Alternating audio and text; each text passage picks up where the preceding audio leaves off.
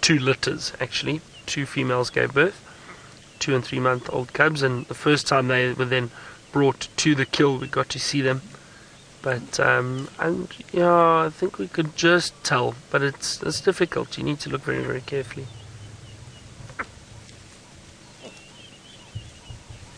You can hardly see these little ones in this long grass. No, where's the female going?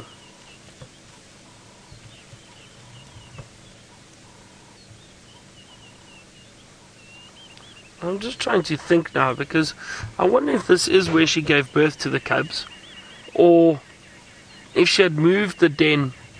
Is this not the first place or first time she's moved the den, was into this area? I don't know. I can't remember. All I remember is someone saw one cub. I can't remember if it was Taylor or Tristan. Saw a cub, or someone else saw a cub and told them. Yeah. Did someone else see a cub and tell them? Okay. So someone else saw a cub apparently, but I don't know. Was this lioness perhaps moving the cubs and moved them this side, or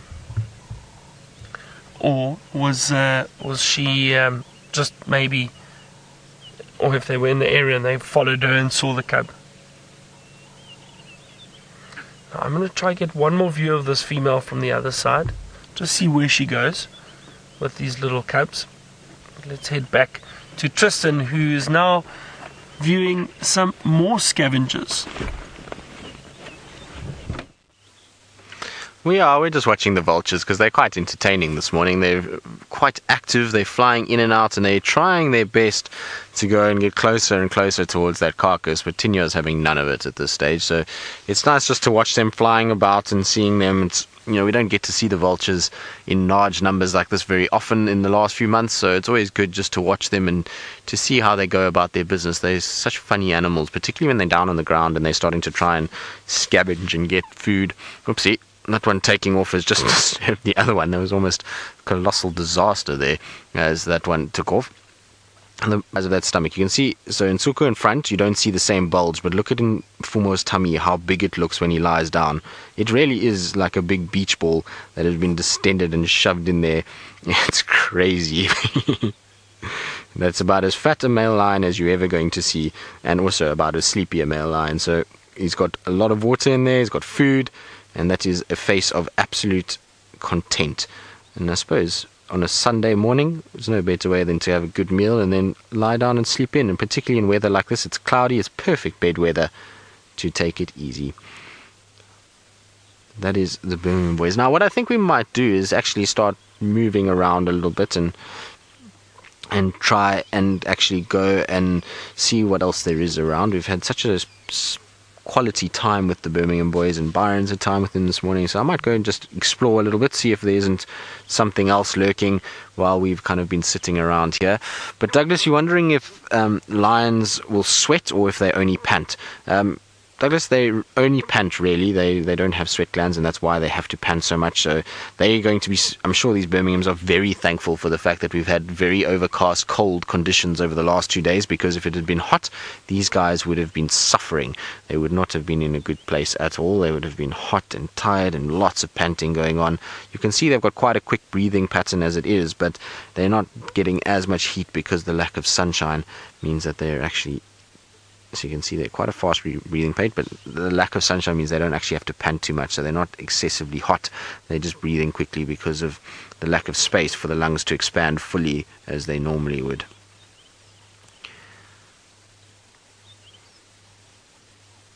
Tongue is even out. That is deep sleep that we're seeing right there. Nsuku, are you tired, boy? Suppose your brothers have been keeping you awake all night last night. It was interesting also, we came and spent some time, Byron and myself and Megan, we came and spent some time with them after drive and after dinner, and we sat with them until about 9:30. And it was interesting to watch. It was Tinya that would instigate the roaring every time. So he would walk up to the carcass and he would start to make these calls and then start roaring, and then the rest would follow. So I imagine that Nsuku's tired because he had to kind of keep up with the rest of the coalition members and make lots of noise. He was flat the whole time we were here. He didn't wake up. All three of the others were up and moving around, but he just lay sleeping the whole time. And I suppose he's nursing a bit of an injury, so maybe that's why he's just spending time recovering. And this buffalo carcass is the ideal thing for a injured male lion, because as soon as he gets a bit of rest, he's getting nutrients, he's not having to move around too much. It's perfect to allow him to recover. Now, Barbara, you're wondering how his injury is. Well, yesterday afternoon I saw him walking, and he was walking with no discomfort whatsoever. There wasn't a limp or anything like that, so I'm sure he's fine. He's not in any way battling to breathe or anything like that, so there's no damage to any of the internal organs that we can see. So I think he's absolutely fine. He looks healthy, and he looks as though he's in no discomfort whatsoever. So he is walking all right, but this carcass is the absolute godsend for a male lion when he's injured, because, like I say, he doesn't have to move around too much. He's got nutrients, so as his body's fighting the infections and trying to heal, he's getting the nutrients to be able to keep himself in good condition. So it was a good thing for Nsuku, although it might have happened due to this hunt. You never know. Right, well, I think, like I say, we're going to leave our sleepy boys to themselves and let them have a bit of a break from us. We've been spending so much time, and well, why not? Because it's not every day that we get all of them together. So it's been such a wonderful experience to have them again and to spend time with all of them and watch them and the interactions between them. So we'll probably just carry on now and see if we can't find anything else. We'll try and see if we look for some Ellies maybe, or something like that. And while we do that, let's go across to Babyface Byron and his cute little cubs. Now the lioness has moved those little cubs just into the drainage line. She's decided she's had enough of them for now. She's just moved off a little bit and laid down. But what a special sighting. So they're now hiding in a thick little, or dense thicket rather.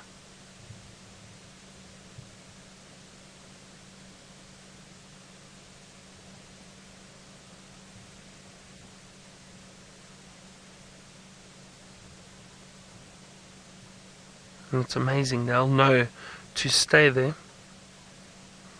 They will stay there, and they will not move until she returns again. Now, fortunately, this drainage line is on Djuma. It's and I will show Tristan and them a little bit later where it is exactly,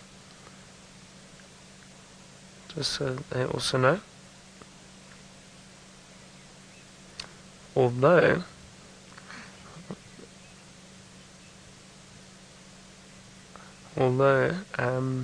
Tristan's leaving today, and then Djuma is left to me. So I might keep this a secret for a while.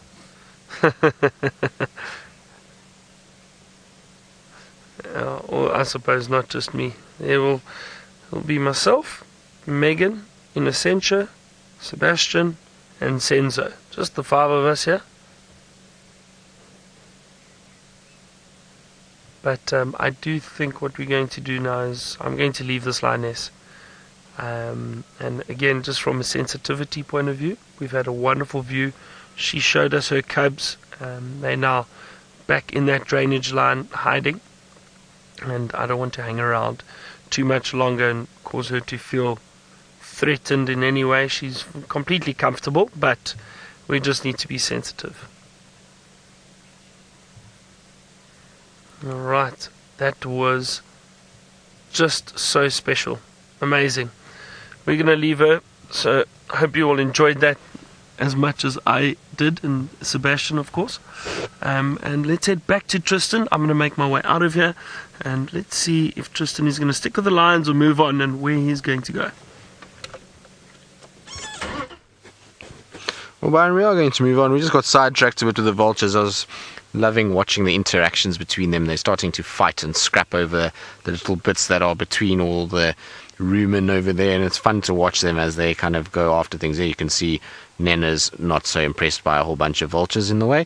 So there you go. He's chasing the vulture from the carcass itself. So there was a vulture that was trying to creep in towards the carcass. So, Ginger, you're wondering if this many vultures could chase these lions away? Not a chance. There's 4 big male lions here. There's no ways. There's a very sneaky little hooded vulture that is making its way to the carcass, and it's about to learn a very valuable lesson. Tinyo, of course, is not interested at all, but Nena is not having any of it. He's going to watch them, and as they go towards the carcass, you'll find he'll run in and chase them off.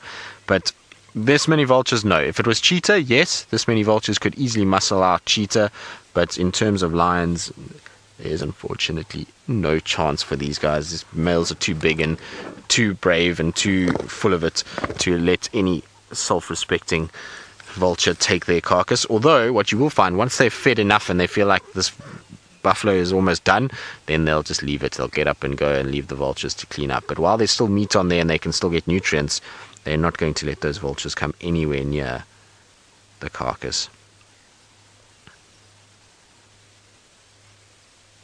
It's quite funny just watching Nena. He tries to sleep, but as soon as the vulture moves anywhere near him, he's then up and looking at them and giving them the death stares. You can see some of those vultures are very close to him, within, I would say, about 3-4 meters.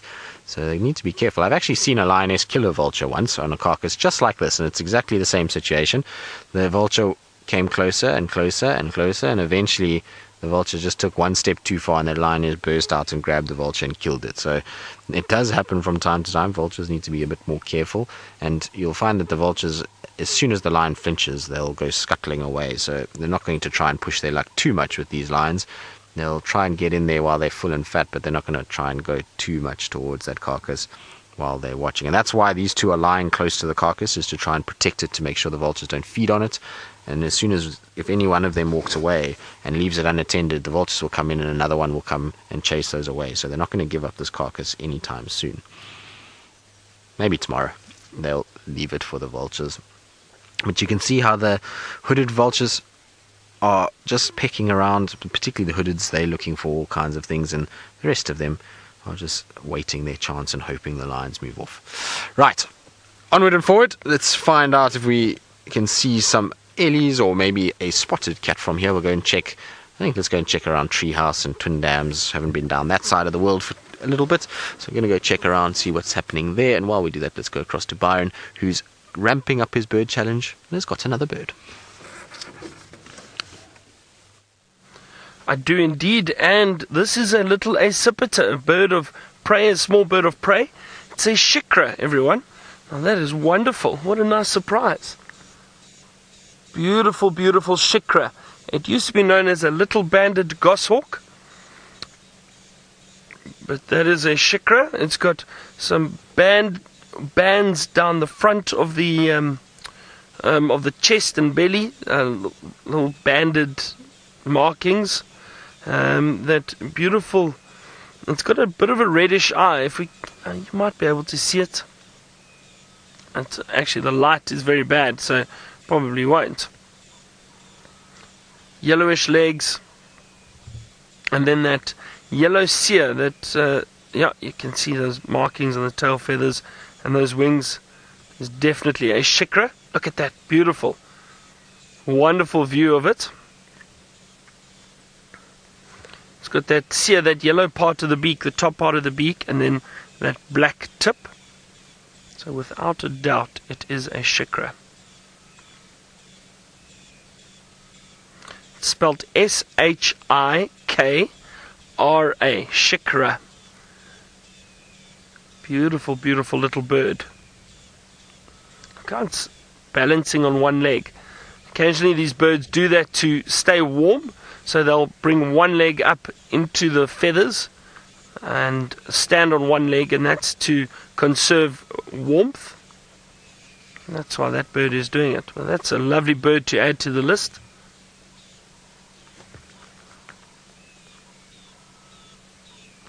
Now this little bird would probably be looking for insects and other small little birds that it would feed on. Lizards, rodents, frogs. That's what this bird feeds on. And fruit, nuts, and mice.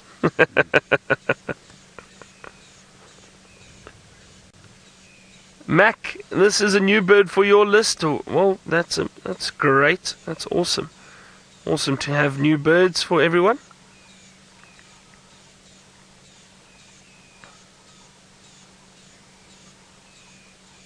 It's a lovely view of it though, posing wonderfully for us.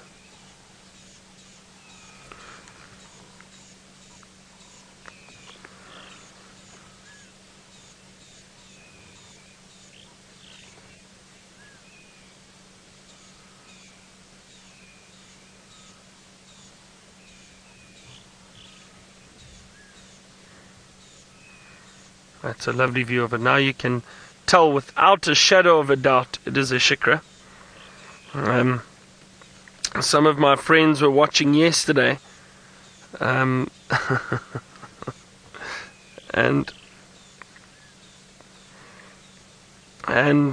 they were watching while we were at the dam. These friends of mine, some of them are guided with me, and we caught a glimpse of a bird flying very quickly through the dusk, very dark light that we had yesterday afternoon, and we couldn't see what it was, but it was so quick. I mean, the one, there was an Egyptian goose that flew past, and the other one that we caught a glimpse of, I thought was a goose, but they gave me such uphill for it because they said it wasn't. They said it was something else. But I don't think anyone got a good look at it. So, but they were obviously sharing screenshots and said I got it wrong. And they were teasing me. Sometimes we just don't see it. We just don't see it. Now, Siberia Zumi, you asked what the smallest little bird of prey is in this area. Now, I'm trying to think of this area. But Siberia Zumi, the smallest bird of prey around is in southern Africa is the pygmy falcon. That little pygmy falcon. We don't get them here. Let me show you quickly. There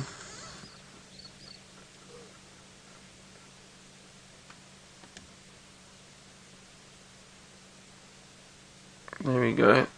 Let's see, smallest diurnal raptor. Now, by diurnal, we mean active during the day. So that's the smallest one in the region. So in southern Africa, the pygmy falcon.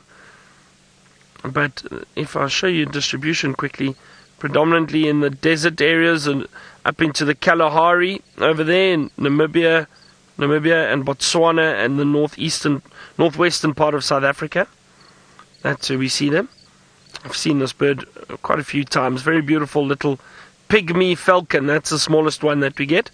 But then we need to remember other birds of prey that are in this area. The smallest would be the owls. The little Scops owl, the pearl-spotted owlet, and the African barred owlet. Those are very small, and they are birds of prey. But in terms of falcons and that, probably some of the falcons are the smallest we get here. Maybe the Amma falcon, which is that little red-footed kestrel Amma falcon. They're quite small too, that little one. So in this area, this would probably be one of the smallest. That Shikra is not too big either, that little banded goshawk. Very small.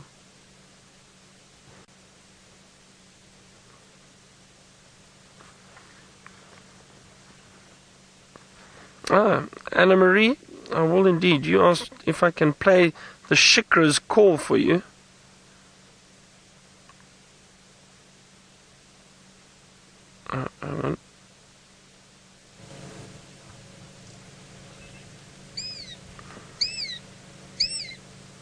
Very high-pitched little squeak, really. Squeal, whistle.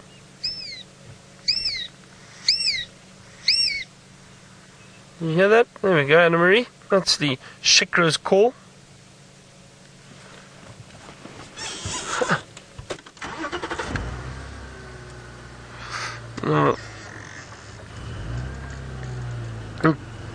Tristan has been known to frequent a few water holes in Hoedspruit.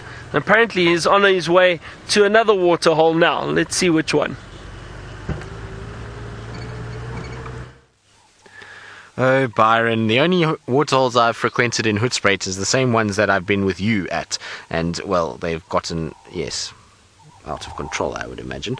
Now, we've got two little swallows. Now, these are not birds we get to put on camera very often at all because they are so fast flying and move very quickly. But these are greater striped swallows. You can see that they've got heavy streaking on the breast, which sets them apart from the lesser striped. These are lesser striped swallows, not greater striped swallows. I always say it the wrong way around, but the lesser striped swallow actually has more of streaking than what the greater striped swallow does. It's a bit strange. It's a lot bolder streaking that you see on the lesser striped swallow, so that's them that is busy flying off. And like I say, they're not a bird we get to see very often, so really cool to have gotten a brief glimpse of them. They're such pretty little birds, and they are starting, well, we should start to see a lot more of the swallows arriving in the next little bit. We'll start to see the red-breasteds coming back, and then there'll be the Europeans or barn swallows that will start arriving. So it's going to be a good time for birds. We should start seeing a lot of the migratories. In fact, Wahlberg's eagles should be any day now. It's starting to go into September. This is generally when they arrive. Booted eagles should be arriving now as well, so it's going to be a good time to be birding over the next little bit. Hopefully Byron will be able to capitalize and get some of the migratory birds in his next week as he tries to forge towards that 100 bird mark. Now I'm quickly heading down towards Triple M Gari main junction because there was a report that Shadow was seen down there coming towards Vuyatela, so I want to quickly just check and see if I can't find her in that southwestern corner. I don't know if she did cross or if she's still on their side, but the radios, I can't get hold of anybody. But I got a report that she was seen somewhere there, so I'm going to try and have a little look around there. Maybe we get lucky, she's maybe on our side. Wouldn't that be nice to have a Shadow? And I think it would be a good way to end off a rather successful few weeks. It's been a busy few weeks, lots and lots of great leopard sightings and elephants, and well, the lions have been fantastic in the last few days, so it's been a sort of cycle packed with lots and lots and lots of sightings, which has been good. It's always nice when we have lots of sightings. I suppose that time of the year now, it's these months, these winter months, that we get sightings like this. And it sounds like Torchwood was the place to be this morning. There was Quarantine, who was then bumped into 3 wild dogs, and they were kind of staring at one another for a while. Then the dogs have run off and Quarantine's moved off, so it was sounded like an action-packed morning that side as well. So lots going on around us. Hopefully the dogs will make their way this side for Byron this afternoon. It would be nice, I'm sure, for Byron to see them, although those 3 wild dogs never sit still for more than a second, so chances of finding them this afternoon are never that good unless they kind of just burst out in front of you. And even then, to try and follow them can sometimes be an absolute nightmare. But apparently Quarantine is doing well. He's healthy, he's fit, he's looking good. He apparently was on a warthog kill recently, so he's also got a nice round belly and is doing just fine, which is good news. I think he had a warthog kill yesterday, actually, if I remember correctly. Some of the guys that we know that Taylor and I have been talking about the last few days and that are staying at some of the other camps, they saw him yesterday morning and they said that he had a kill still yesterday morning, so definitely still around. Now there's very fresh signs of elephants here. I wonder if these Ellies are not still around somewhere. Maybe they've gone down towards Treehouse Dam. We'll go and follow up on that just now once I've checked and seen what's happening in this corner, and if there is any sign of Shadow and Cub. If there's nothing here, then I'll go and try and look for these elephants down at the dam. Although it looks like most of the tracks are going south, so that's not heading towards Treehouse. It looks like it's heading more towards Gari main side, which means that they could in all likelihood be gone by now.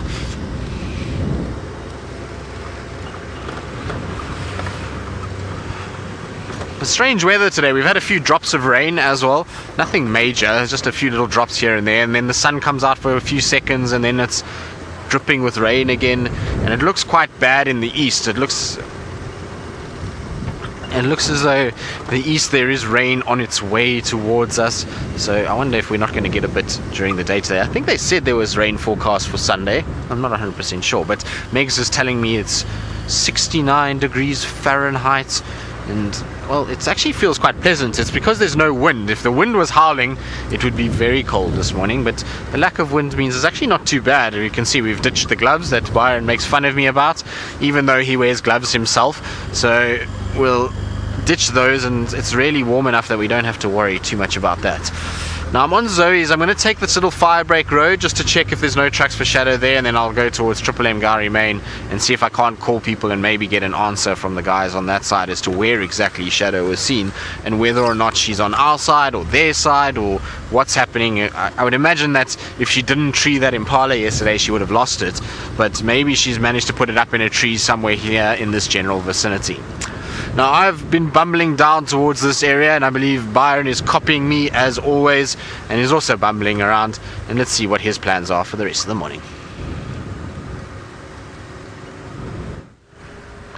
Well, Tristan, for the moment I don't have any plans. I'm completely content with this morning. It's been amazing. But I think we might do some more birding. Can't believe how the temperature has dropped though. It's become a lot colder.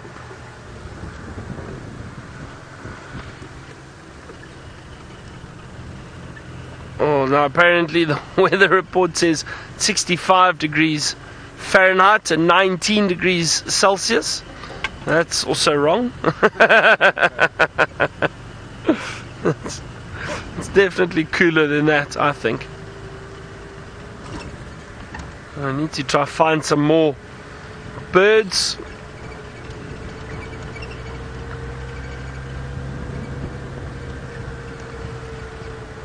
Meter, 8 years old. Good morning, Meter. You asked if perhaps we can go and sit with the hyena cubs. Now, Tristan saw the hyena earlier this morning. I wonder if it was the hyena at the dam, I think, where that old carcass was. Not sure if Tristan is closer. Maybe Tristan's closer. I don't know. Meter, I think either myself or Tristan. We'll see who's a bit closer and can go and have a look at that den site to see. Okay, so Tristan's going down to Treehouse Dam. So Meter, it will be me. We'll go past the hyena den for you, and we'll see if there are any cubs out.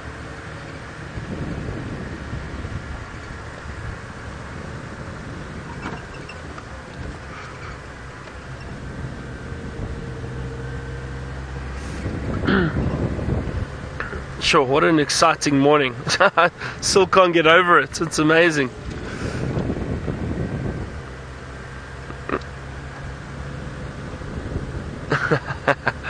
Douglas, you say I mustn't forget my coffee time, and you ask if I've had my coffee break yet. No, not yet, Douglas. See, what I try to do is I kind of make sure it's in the last hour of the show. So you do 2 hours of a solid game drive, try and find a lot of animals, and then a little coffee break. And that's, like I say, I always do it just because it's, and I only really do it in winter. I don't drink coffee early in the morning. In summer it's too hot, but it's a nice time. As I said, when we're on safari with guests, we'll get them off the vehicle, stretch our legs, so it's just nice to do, and a bit of fun. I need to find some more birds. Maybe I'll have my coffee break at the hyena den.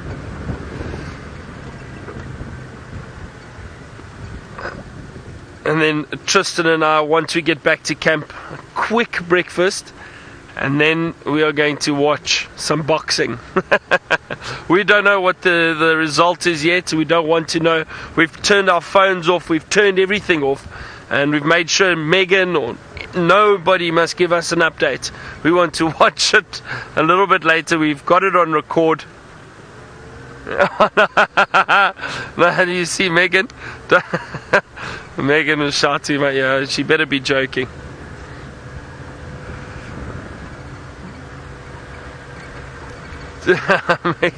Sure. So we so Tristan and I've got a few bets going with family and friends.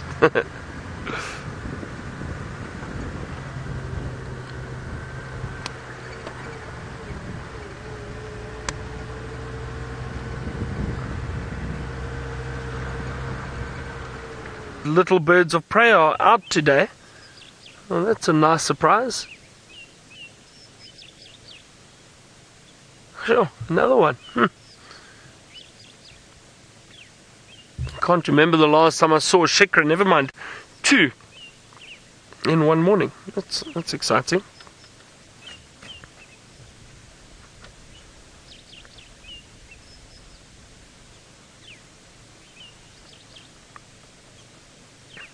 Lovely view of it. Both this one and the other one chose to sit on very open branches on dead trees.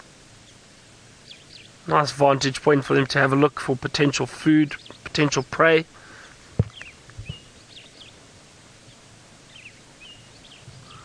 There's a lot of little birds calling at the moment.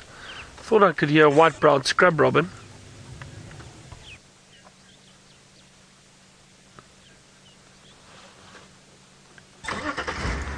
Oh no, so Megan made a mistake. She wrote white-crested helmet strike twice. So I thought I was on 55, I'm only on 54 birds. Oh dear, oh dear. Yeah, let's see, I can. Alright, Mita, we're going to head towards that little hyena den, and while I do that, let's go across to Tristan, who's bumbling around the bush, and let's see if he's managed to find anything. We are, Byron, we're bumbling around, and so far nothing. I've checked Triple M, Gowrie Main, can't find any tracks for Shadow coming this side, so she must still be on the Arethusa side of things. I can't get hold of anyone in the radio. All I get is static coming back at me, so it's really impossible to hear anything that's happening that side. So we've just kind of checked around, and really nothing or any signs. We can see where they tracked her from Vuatela on to Arethusa, and that's obviously from yesterday because the tracks weren't very fresh at all. So it must be yesterday's tracks that they tracked her from our side, out of that little drainage that comes off Zoe's and just north of the fire break. And so that's where that is, and I don't think we're going to get any luck. If there's no tracks coming back our way, then if there's no visual that I can see or cars that I can see, then I don't think she's close enough for me to actually get a view of her, which is okay. As long as she's still got her carcass and is feeding, I'm quite happy with that. At least we have an update on her and we know where she is.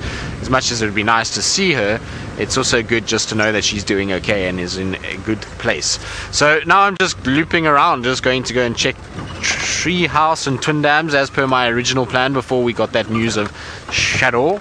And I've tried to ask what's been going on with Hosana from last night around Chitwa. Again, no answer on the radio. Interestingly enough, the guys that I was saying that are friends of ours that are staying at Cheetah Plains, they joined the sighting just as Byron lost visual of Hosana going down into that dip, and then they actually spotted Tumba shortly afterwards. But let's quickly go across to Byron, who's got a bird.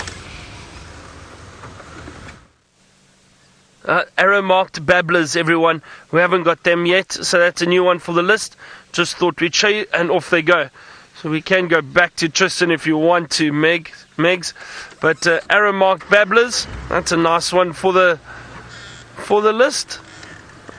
And I'm almost at the hyena den, so let's head back to Tristan, and then we'll see if there's any activity at the hyena den. So I was just saying that they as they kind of lost visual of Hosana and Byron left the sighting, they said they could still see Byron. Tumba popped out in exactly the same place that Hosana was lying. So I think Byron said earlier that guinea fowl were going crazy and that there might be another leopard around, and it was right. There's little Tumba was hanging out with Hosana yesterday, so I don't know where the two of them ended up or what the story was with them. I'm trying to get somebody to give me some sort of an update, but like I say, our radios are so poor at the moment. I don't know what's going on, and it seems as when we get weather like this, it just gets worse. It doesn't help when the weather's all overcast and grey. But I would imagine that they're both still there somewhere. I don't think either of the boys will move too far, although you never know. Maybe they ran into each other, gave each other a fright and moved off, but I don't think so. I think they've spent a few sightings together before. I know that Tumba and Hosana have been seen regularly together with Tanyi. It's been quite a few times that that lot have been around. Still no sign of Shongile though. We haven't seen any tracks for her, and maybe she's just hiding low after her little incident. I'm sure she'll turn up. She's a cat that sometimes we do not see for quite some time, and then all of a sudden she'll out of nowhere be right next to the lodge. So she can sometimes be in the area and we just don't pick any signs. But all the lion activity and that fight that she had, I'd imagine she's found herself somewhere where it's a little bit more quiet and a little less hectic and chaotic than what we have currently. So we just got to Treehouse Dam now. There's really not much going on. There's a few Egyptian geese as per normal. They are blacksmith lapwing, which is also fairly normal. And that's about it. There's really not much else in the way of life at Treehouse Dam. It's, I suppose, a grey morning. And not a morning that you'd expect a lot of animals to be heading to water. But you never know. Sometimes it's a good place to check. Sometimes the cats come down, as we saw with Mfumo going to go and drink. You sometimes see them kind of moving in and going for a drink, especially if they've had a carcass. So always worth checking the dams. Also nice to see just how they're drying out and see the progress. It seems as though Treehouse has actually held a lot better than I thought. I thought it would dry a lot more than this, but it is holding a lot better than Gowrie Dam. Gowrie Dam seems to be drying by the minute. What you can see though nicely with Treehouse Dam is if you look around the edge of the dam, you'll see a darkening of soil all along the edge, so you can actually see how it's drying and the rate that it's drying. So every day you'll see a little bit more mud is exposed, and as it obviously heat comes out, so the mud then gets dried out, and you'll see the little lip of wet area, which is from the last few days of evaporation. Now if we get hot weather like we've been having in the last little bit, coupled with those windy days that we were also having, that causes massive amounts of evaporation. It's actually not really ideal for what we have at the moment. The hot weather with wind means that we end up with a situation that this is going to evaporate much faster than if it was just cooler weather like this. So we will have to hope for slightly less windy, less hot weather over the next little bit. There's a little blacksmith lapwing running across the road. Now, that little lapwing, I think Byron could take some lessons from that as he attempts to get shredded, as he says, and to get ripped because he's on a fitness mission. So maybe he can start running like our lapwing, and hopefully he doesn't have as skinny legs as that. But talking about Byron, let's go back to him and see what he's up to. I believe he's got to the hyena den, but he's got something that he didn't expect to see there. Tristan.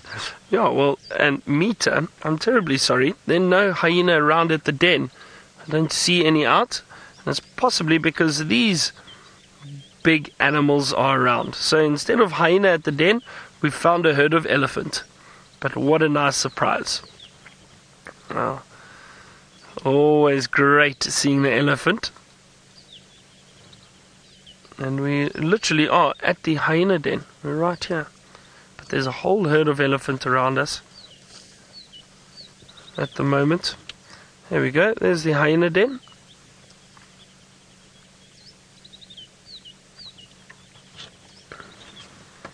And here is a cup of coffee and some elephant. There we go. Cheers, Sebastian. There we go. You all asked if I'm going to have a coffee break. It's perfect for a weekend morning. But I must be honest, we're very fortunate. Every day is the same for us out here. It doesn't matter if it's a weekend or a weekday. But this has been another great morning for Tristan and I. I think we've been very fortunate. The last few drives, Tristan and I have been on a bit of a roll. So hopefully our luck continues, even when Tristan leaves. I'm hoping that we still find all these wonderful animals to show you. They just...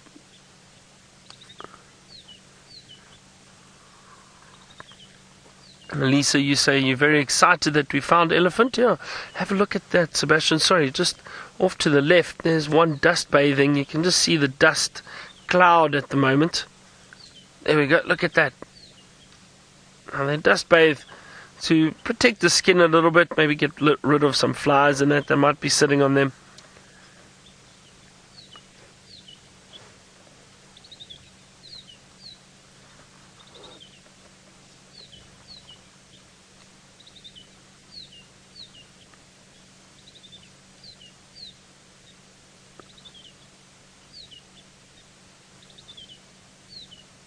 It's so peaceful to watch. There's a beautiful melody coming from my right. I'm just going to see if I can find this bird. Where is it that's calling like this?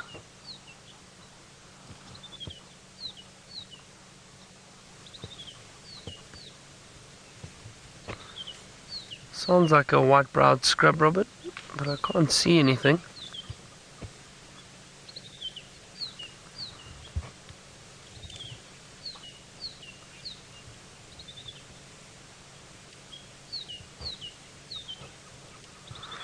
Steffi, you asked if there's respect between elephant and hyenas.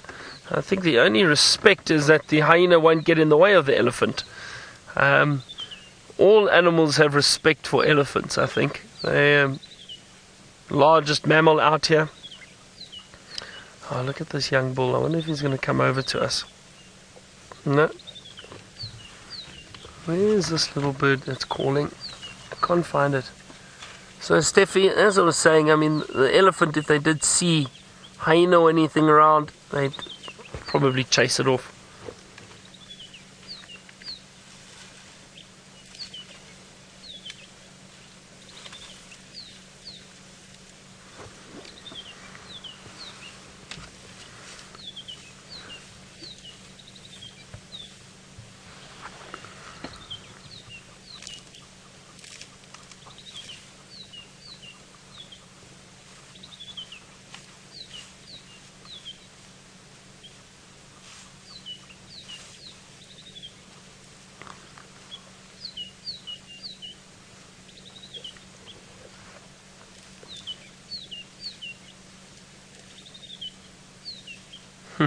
Fee, thank you for your vote of confidence. You say that I'm going to have so many animals to see by myself that I'm not going to know what to do.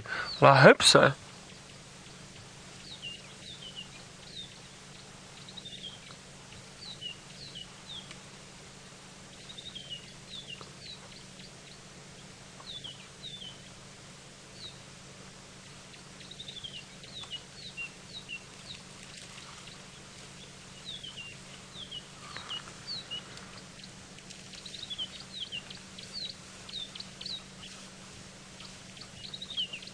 I think I can hear a little bleating warbler, which is a green, new name is a green-backed Cameroptera. I can hear it, and I thought it was in the bush, but Tristan has a bird to show us. Let's go and see what bird Tristan has found. Well, we do. We've had grey go-away birds, and you can hear the arrow-marked babblers going crazy, and there in the branches is a Verreaux eagle owl. So we have been so spoiled with the Verreaux eagle owls of late, and it's because of this winter conditions. It's a lot easier to see them. Also, following birds' alarm calls like this helps, and we're able to then find them in these thickets. But our Verreaux eagle owl, I'm sure, is just trying to have a little nap, and the babblers are going crazy. Also, the go-away birds, you can hear them calling too. And this poor eagle, I'm sure eagle owl is going to probably either have to move or just wait it out until these birds get tired of him and fly off. But I don't think that's going to happen anytime soon. And you can see the camouflage, how well it works when they've got their back to you. Now imagine if that bird was right up against the branch of the tree. It's actually really difficult to see them. They're not easy to see at all. You can see the babblers on the right. Now, can you imagine having that shouting at you all day long? I don't know if I would be able to deal with it. I like babblers, but not in large doses like this. They make a lot of noise, and especially imagine them right next to your ear all the time. And after a long night out, it's an early morning and you just want to have a nap, and you've got noisy neighbors. Not very pleasant at all, I don't think. So our babblers are bouncing around all in those sections and are just trying to give our owl a bit of trouble. There's our owl turning around and having a grooming session. The owl seems to not have any worry whatsoever about these babblers. You can see it's just kind of keeping the feathers nice and clean. And I wonder if it's the same owl that had the kill the other day, or part of that pair. I would imagine so. We're not very far from where that was. We're north of Twin Dams at the moment on Elephant Carcass, and straight line flight from here to there would probably be about 200 meters. So I'd imagine it is one of those owls that forms that pair, or in fact the very same owl that had the kill in the jackalberry tree. Now the visual of this one is not as good as what we had the other day, but still nonetheless nice to see, and always a good thing when we get to see owls. And it's been a fantastic week regarding these guys. We've just been seeing them all over the place, which makes a change because we often go long periods without finding them. The nice thing also is we've had a lot of sightings during the day of owls lately, which has been fantastic. Generally, we see the owls at night and you got your spotlight and you kind of pick them up. But we've had so many great sightings during the morning drives and even the afternoon drives. I know Taylor followed the Verreaux eagle owls for a while. There's been spotted eagle owls. There's been all kinds of things happening during the day. It's wonderful to see, and Byron's bird list should benefit greatly from seeing all these owls over the last few days, because it's not something we tend to see that often. So you can see that babblers are starting to run out of steam a little bit. Getting a little quiet now. There's our owl just turning and looking. Looks like they had a rough night. The hair's all kind of slicked back at the moment and all over the place, feathers all ruffled, and that's because of the cooler weather, so it's just trying to trap air, but it looks a bit untidy this morning. Hopefully it will kind of get everything sorted out and back to normal soon. But you can see, look how big those feathers are. Massive, large wings. Very cool. Now, from the largest of our owl species, let's go back to the largest member of our Safari Live crew with the largest member of the mammals that we get here in the Kruger area. Tristan, I'm not the largest member of the crew, am I? No, nice to see that owl again. I'm sure Tristan's quite excited about that. I'm not sure if it's the same one, but a giant eagle owl nonetheless. Oh, there's so many little birds.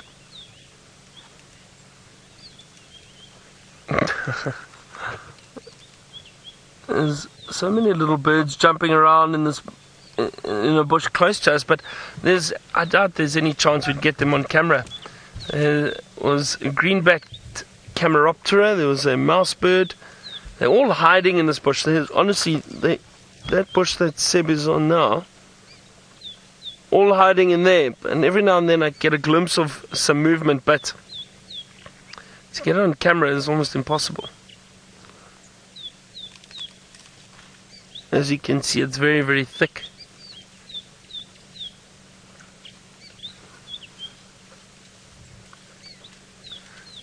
Jake, you asked what bird do I wish to spot? Oh, Jake, I don't know, any new birds, always great.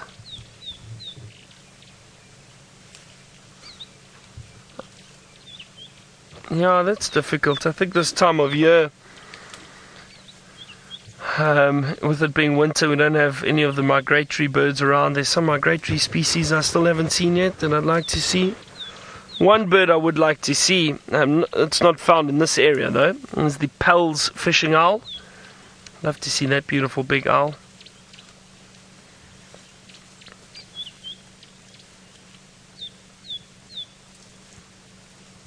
Nice to see these Ellies.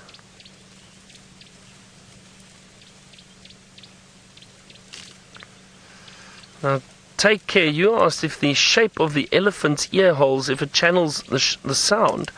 I don't think we'd go as far as saying it channels the sound, but look, by opening their ears and that, they can definitely hear a lot better, because the sound will then basically get trapped by those big ears. They'd be able to hear a lot better.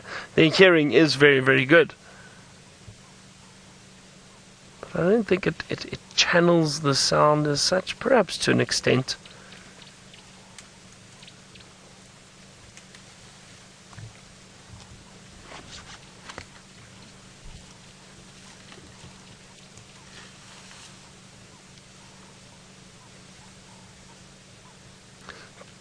Joe, I have not witnessed elephants kill another animal. I'm trying to think. I've only seen an elephant that was killed by another elephant. We found it the next day, actually, after a fight. Two big bulls got into a massive fight, and one ended up being killed.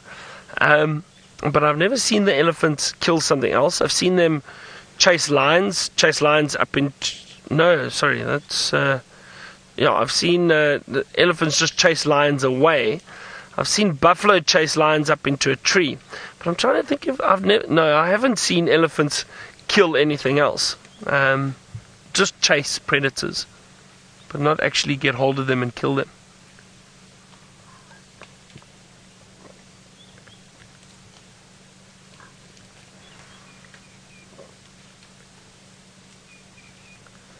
It's actually so peaceful sitting here with these elephants. I could sit here for ages and just watch and listen to them.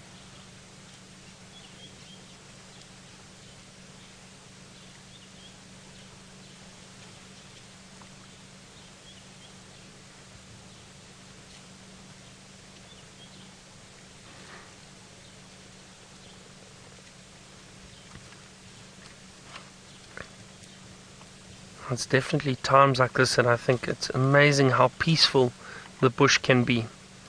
Sitting with these massive animals. And watch how this elephant's actually trying to step over those branches. There's a tree stump in front of it.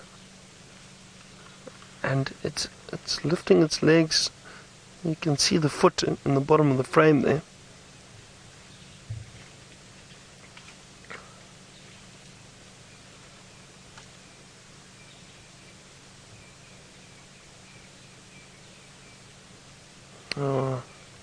Now from the wrinkles on the elephant foot, let's go to some other wrinkles.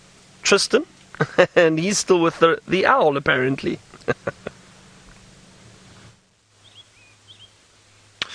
Oh, Byron. Just the less we say about things, the better. But anyway.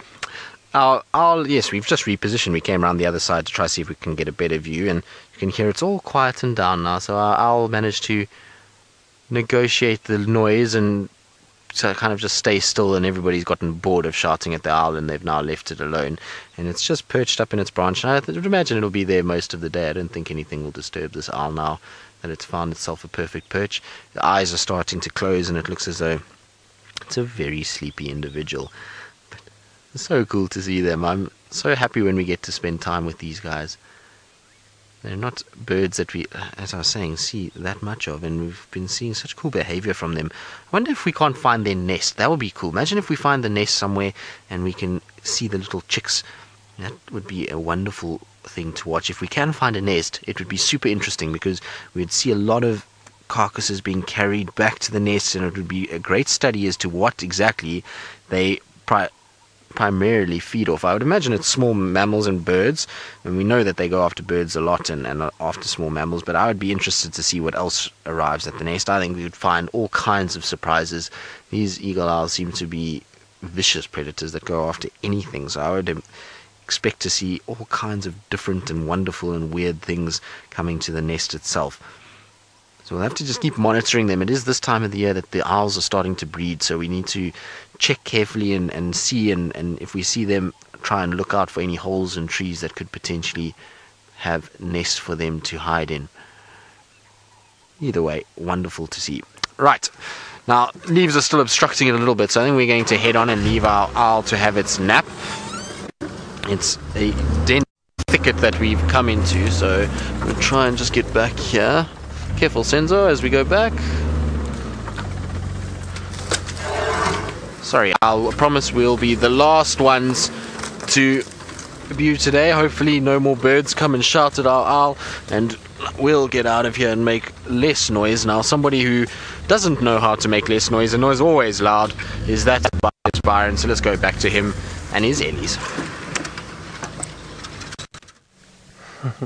These Ellies are having a field day here, enjoying a lot of the grass and plant material around. And I was just thinking of our bird list. Now, we've been lucky, we've got 2 owls on there already, the giant eagle owl and the scops owl, which we saw last night. So potentially we can try and get 4 more owls. The little pearl spotted owlet, the African barred owlet, the spotted eagle owl, which we do get out here, and then the white-faced scops owl. Those 4. I'm trying to think if I'm missing any others. I don't think ones that we would see out here. I think I've got all of them. Let me just check. I don't. Cape eagle owl, no. The wood owl, highly unlikely. The marsh owl, no. Pell's fishing owl, no. Oh, the barn owl. We could, potentially go for the barn owl. That's 5 additional owls that we could still see in this area.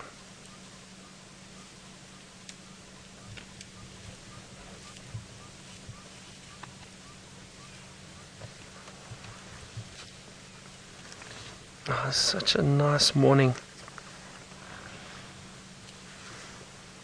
Oh, sorry. I think I may have pressed the button. Sorry, Megan.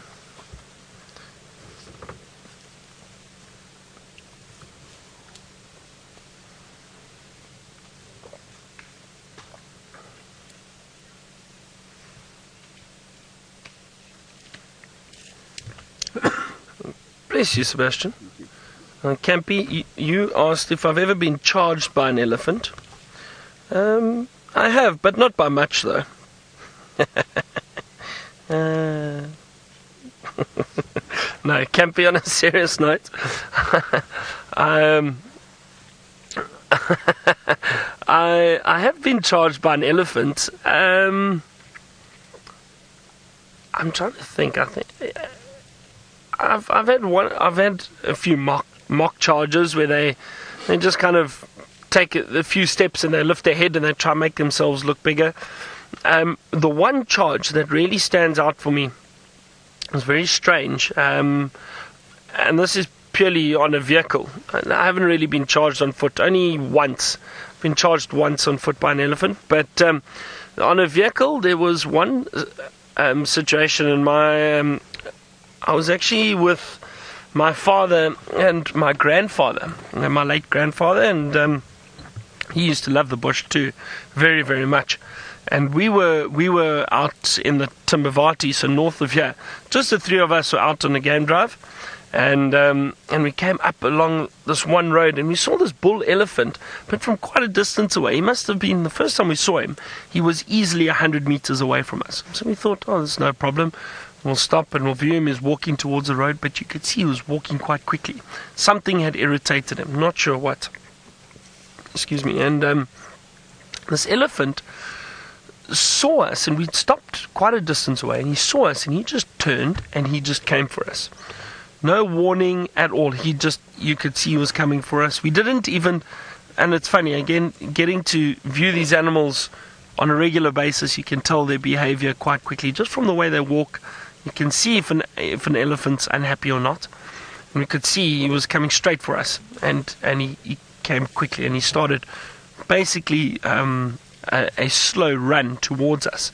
So we started up and we started to reverse, and we reversed for quite a way, and he kept coming. He didn't stop. Eventually we managed to turn the vehicle around and drive away. We drove down another road and out of sight completely, and we thought, okay, well, it's fine now.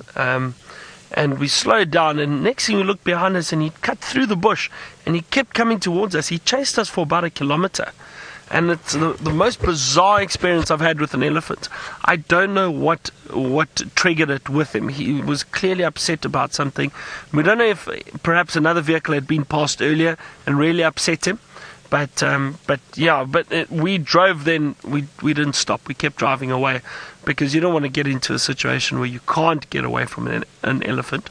But that was, the only time I've really been charged properly by an elephant. Then we thought, if he gets us, then we are potentially going to be in trouble. This is such a nice view. These Ellies are so relaxed around us at the moment.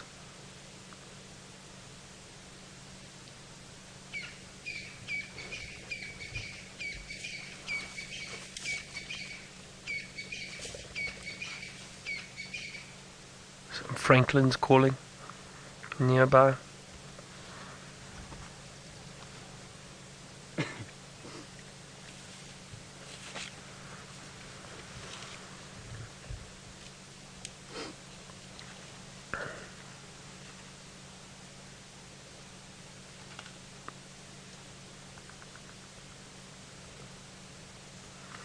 Michelle, elephants will eat just about any vegetation. They are strict herbivores, but they do feed on a variety of vegetation.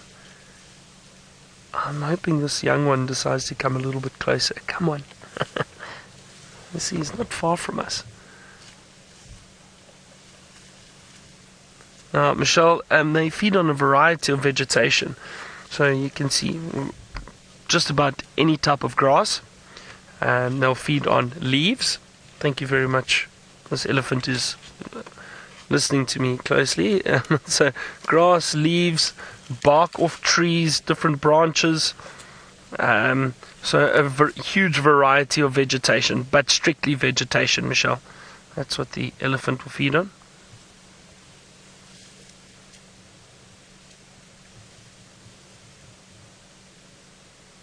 And look at the shape of these tusks. How the tusks are bent. They kind of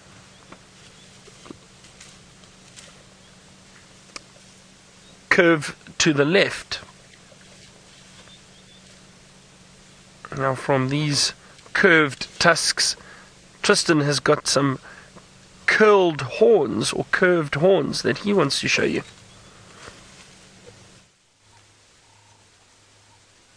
We do. We have probably the most exquisite horns that are out in the African bush, and those are the kudu horns. So you can see beautiful males that are just moving around together, and really nice to see the kind of layered effect that those two males were giving. And this particular male has probably got some of the widest horns out here. It's maybe not the longest horns, but definitely massive and very well spread. So beautiful individual, and he's doing his best hiding impersonation just behind the bush. There we go, that's better. But look at how wide those horns are, and look at the muscles in the neck and the shoulders. Huge animals, very pretty as well. Now he's going to of course go behind the thickest bush possible, which is what kudus do. They like to do this. They like to go and hide and get themselves between sort of a thicket and you. And that means that they can camouflage a lot better. You can see just how well that animal blends in, besides those legs sticking out, and if you drove past there quickly, you could easily miss that kudu sitting behind the bush. Now the rest of them have also drifted off, so we're going to carry on. I heard some Franklin's alarm calling a little bit just into the Mulawati. We were right near Twin Dams, and there was some Franklins going a little bit crazy down in the Mulawati. It could of course just be a territorial dispute between some of them, so who knows. We'll just have a little look and see. It's worth checking. We know this is an area that Hosana, Shungile, Tandi, Tamba, Tingana, they all walk around here, so it's worth having a little squiz. But no update. I asked the guys, they said they've got no sign for Hosana and Tamba this morning, so they must be somewhere in that general vicinity close to Chitwa. Might be a good place to check out this afternoon when it gets a bit warmer. Don't see any tracks coming into the Mulawati for anything, but you never know. Let's try and see. Wouldn't it be nice just to find one of the young boys sitting on one of these sandbanks for us? I think that would be a fantastic view to have, so let's put that out into the universe. A spotted cat would certainly finish the drive in a really good fashion. We've had such a wonderful morning, and Byron's had the Ellies and the lions with the cubs, and we've had the males, and there's been roaring. It's all we'll be off with a little spotted coat resting on one of the sandbanks. It'll be a perfect way to end our day, or end our morning, and for me to go and leave. So I'd be thrilled to have a leopard finish. It was a leopard full cycle, so it would be a good way to kind of end things before going home. Tracks, so I don't see any tracks, so the possibility of there being a leopard here is probably quite slim. Franklins were alarm calling from somewhere in this area, so while I kind of negotiate the gremlins, because our signal's a bit dodgy, let's go across to Byron and see if he's got his dodgy leopard sprint speedo out, or if he's still just gazing upon the Ellies. No leopard print speedo. Tristan, don't be silly. It's too cold. We're still with the Ellies, and some of them are just standing very peacefully, resting, not even feeding.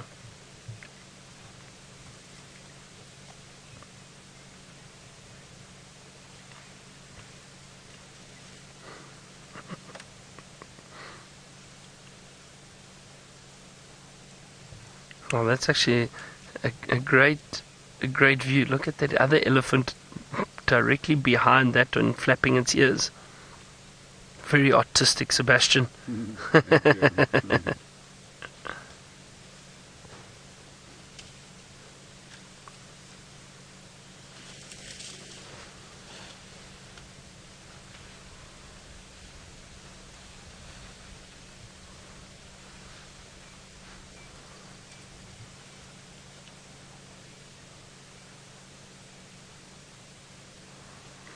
Michelle, you wanted to know how old I think this elephant is. So this female that we can see in front of us,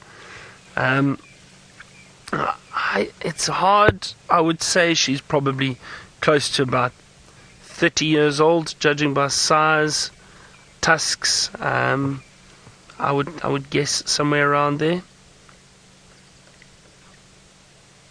And sometimes, I mean, Michelle, it's difficult to gauge accurately. Usually the size, and that does look like a big female. You can see it's got quite a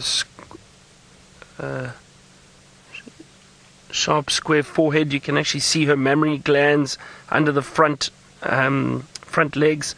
So the females have got more of an angular forehead compared to the males. Males are a bit rounder. But yeah, I think judging by... Oh, look at that, having a nice scratch. So judging by the size, the tusks and the head and herself, I would guess she's possibly around 25, 30. She actually looks pregnant, everyone, to be honest. The calf of an elephant actually sits quite high up in the belly, and you can see she's actually bulging quite a bit up around there.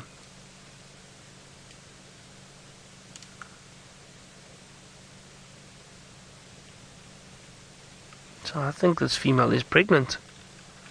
Now, they have a 22-month gestation period. For those of you who didn't know that, it's a very long gestation period. But you can imagine a lot of development needs to take place for these large animals. So 22 months before they give birth.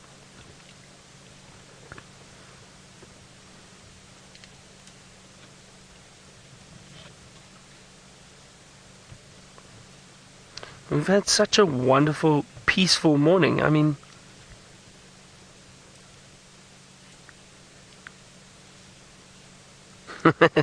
Madeline, you asked if the elephants can tell the difference between guides, the different guides via scent. I can almost guarantee they can. They can, but whether or not they pay attention to it, I don't know. I mean, they associate the smell of the vehicles, and then probably the vehicles probably smell quite similar. But the guides definitely smell different. Tristan smells very different. But yes, I'm sure they can. And there've been experiments with elephants picking up on the scent of something and following that scent. And so I think their sense organs are so acute compared to ours. Ours are terrible compared to an elephant. As I was saying, we've had such an amazing morning. We haven't had to drive very far. We had roaring lions earlier on. We had the female take us to her beautiful 3 little cubs, which was very special, and now a peaceful herd of elephant. So we've been sitting patiently with a lot of our sightings, but they've been just amazing.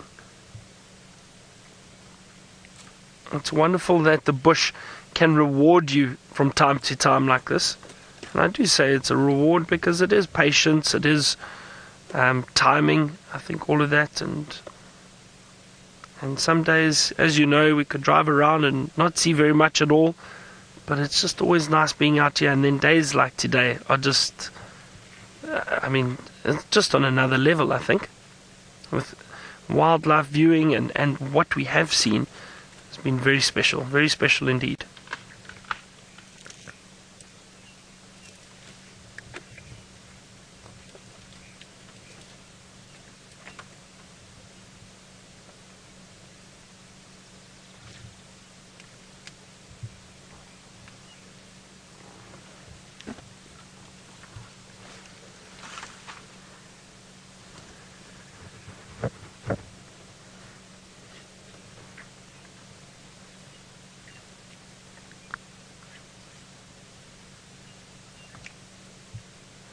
Dr. Rowe. Now, you have asked if I've ever seen an elephant get drunk or a drunk elephant from eating fermented fruit, and I'm assuming you mean the marula fruit. No, I most definitely have not, because that is a myth. Dr. Rowe, that is a complete myth. It does not happen. Now, a lot of guests have asked me this in the past. It is impossible for it to happen, everyone. It is really impossible for it to happen. Some of you now might be thinking, oh, but I saw a documentary, or I saw a video clip of animals being drunk and falling over from fermented fruit. That is not true. That is a cleverly edited photo video, and some of those animals have been darted, and that's why they act like that. It is not from eating marula, most definitely not.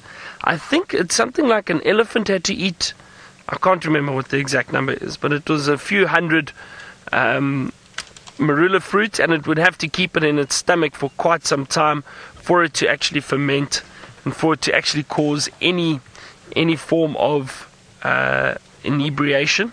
How's that for a big word, hey? Seb, look, surprise myself sometimes. So no, it doesn't happen, Dr. O, but unfortunately people have edited videos and they say that they get drunk off the marula fruit. It doesn't happen. These elephants love feeding on the marula fruit, but a lot of it passes through their system very, very quickly. It doesn't have time to ferment, and it doesn't have time to affect them at all. And no animal, actually. It's just like if we eat the fruit. I've eaten many marula fruit. I've never got drunk off of it. It won't happen. You'd have to ferment it for many, many days. And people, locals that make marula beer, they will put it in containers and they often bury it and let it ferment for days before it actually has any effect. Also, I think they add sugar to it and all sorts to get some form of fermentation going.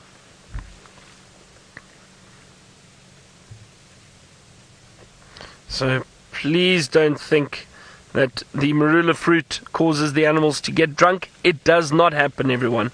I can guarantee you that. Now, speaking of beverages which we all enjoy, let's go across to Tristan, who I think said he is most definitely going to enjoy some apple juice tonight.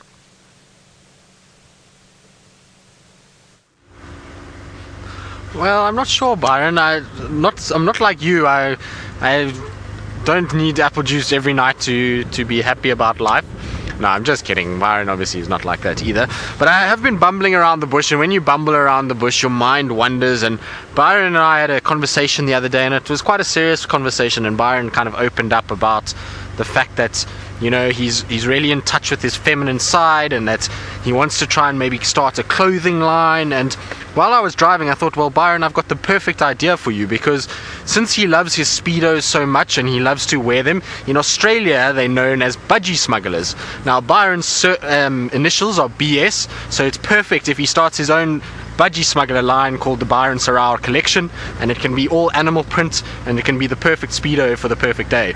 So that's what I reckon. We've got a perfect business for Byron Serrao. So Byron Serrao's budgie smugglers is what his new business venture should be. So don't worry, Byron, we've got your back. We'll come up with a plan for you. You can get in touch with your feminine side, and you can start creating some designs, and you can really get into that fashion industry that you were talking about the other day. What's that? We have models, exactly. Senzo says he's ready to do it. So there we go. We've got you covered, Byron. Don't stress. Don't be down. Don't be depressed. I know that the bush has made you feel happier today, but we've also come up with a business plan for you to make millions. So there we go. Perfect. Of course, I'm sure Byron is just going to shake his head at me and just give me a lot of nonsense. But Byron, you know, these are serious things. We need to... Once you open up about something, it's okay to address it and to come out about the fact that you want to be in the fashion industry. No one's going to judge you. James won't judge you at all. James, I'm sure, will be very supportive of your endeavors to create designs and to create beauty in the most hideous of underwear. Now, let's get into more serious things. If you have a look here, there's a tree that is looking rather sorry for itself. Oh, there goes a bird of prey. I didn't even see it. So it was an African hawk eagle that was flying there. Is there another one, Senzo? So Senzo was saying, I thought that I was looking at it, but there were two of them, so African hawk eagles that flew away. But I was actually looking at the knobthorn. Now this knobthorn has recently been decimated, and you can see, look at how the bark has been stripped in one big long sheet. You can see where it actually broke off at the top there, but that is probably, I would say, if we put two Land Rovers on top of each other, that's about the height that it is. And the reason why knobthorns are targeted so much is because of this exact point, is that it is easy for the elephants to get their tusk in. The bark is quite soft, and then when they grip it with their trunk, it actually pulls off in long strips, so much easier to feed off that than it would be off something like a marula that's little pieces come off at a time. That's why they target these knobthorns so heavily. So it's a perfect example. You can also see that really red rusty color of the cambium layer, and that's what they're after. So they would have chewed up that cambium layer and absorbed all the nutrients. Remember, the cambium is taking nutrition from the roots all the way up to the leaves and back again, and with these knobthorns flowering, there'll be quite a bit of nutrients going up and down that section. But you can see just how long a section that is. Luckily though, it's only one strip, so this elephant didn't go to town and go all the way around, because if it had gone all the way around, that would have been the end of this tree. So luckily it was just one long strip, and you can actually see a bit of the bark at the bottom there that was chewed on and then left behind. But amazing just to see how tall that is. They must have really gone to town to be able to get that sort of height on it and to really get that off. Poor knobthorns, they get pounded out in this area. Now, we're talking about the Ellies, and I'm sure Byron has maybe had some examples this afternoon, or this morning should I say, of Ellies doing exactly that. But let's go across and see if there are any Ellies that are trying to feed off the bark, and what Byron thinks of his new business venture.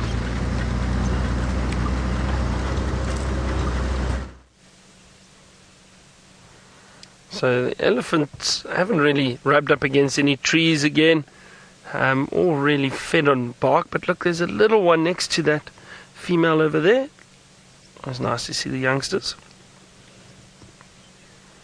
Well, Tristan, I am almost willing to start a speedo line if it means that you and Senzo are going to be the models. That would be very entertaining. We'd have to apologize to the rest of the world though. But it could be very funny.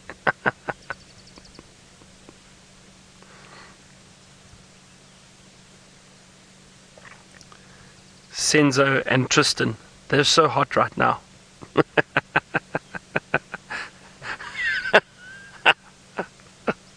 The male models of Djuma.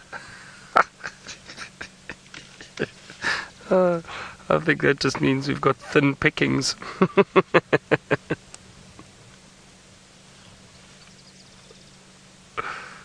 Oh dear.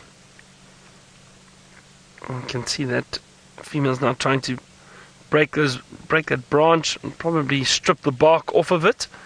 As we know, the elephant love feeding on the bark off of these branches.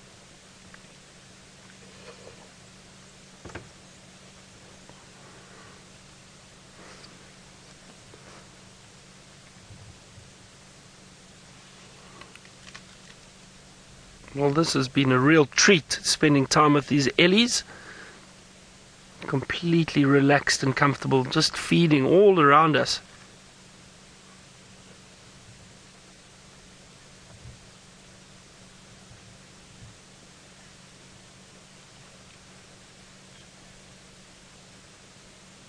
I think Vicky, you said we could start a calendar. Oh dear. Imagine that. We'd have to pay people to take the calendar, Vicky.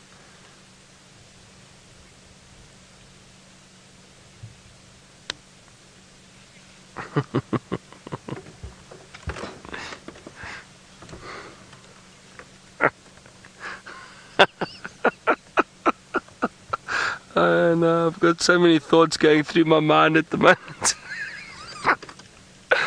I'm just gonna I think we're gonna leave these Ellies now. Oh, what a lovely I've got to, yeah, I'll tell Tristan this in person, I think.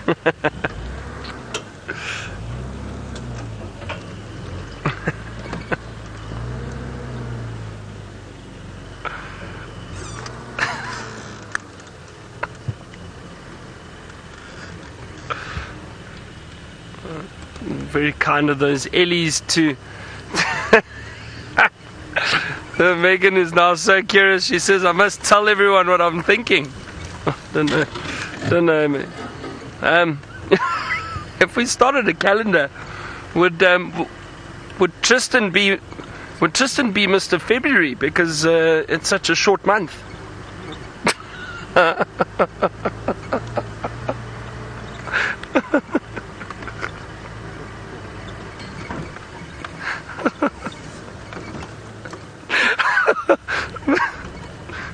I'm only joking, Tristan.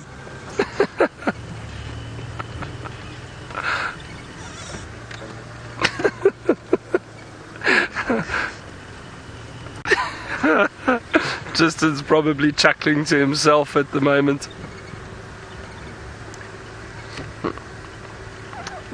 Like, what is that cartoon? Muttley, the dog.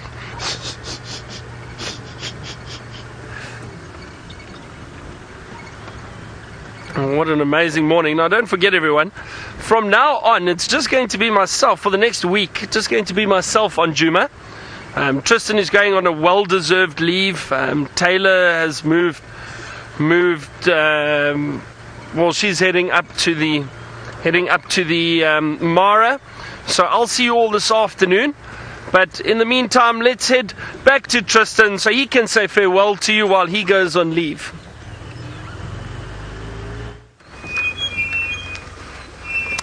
Well, yes, Byron, it's that time of the drive, unfortunately, that we need to start thinking about saying goodbye, and it's certainly will be missing Djuma with all that's been going on at the moment. It will be a bit sad to be away, as it always is. You think that we'd enjoy going away from our job, but a lot of the time we do it for 5 minutes and then we want to be back again, especially when lots of sightings are happening. So I'm sure it will be a fun time with Byron.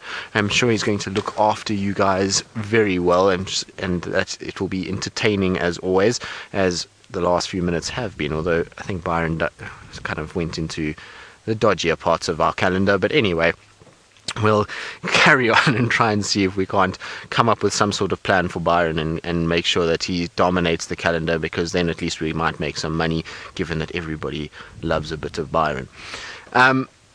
Now, like I said, it's that time of the day. It's unfortunately time to say goodbye. There's not really much that's been happening. I checked the Mulawati, I checked this area, so on the eastern side of the Mulawati, which means that, Byron, you don't have to worry about this side. There's really no tracks to work with or anything like that.